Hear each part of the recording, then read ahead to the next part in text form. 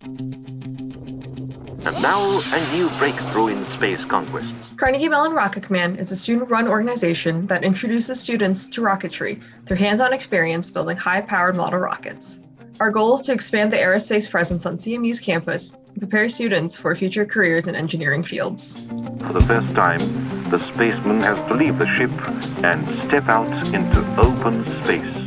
This year, due to COVID, we're focusing on building personal rockets to allow students to gain their cert.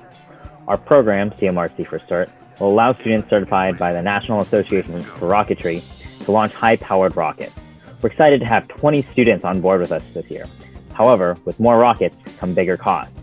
Our total budget for this program is $6,000, with each CERT rocket costs about $300 to complete, including the airframe, fins, avionics, recovery system, and motor. 3, 2, 1. From design, simulation, construction, testing, to finally launching their rocket, students are involved in all parts of the engineering process. By donating, you'll be giving students the opportunity to learn the hands-on skills required to build a rocket by themselves. Many aerospace engineers started out their careers in model rocketry.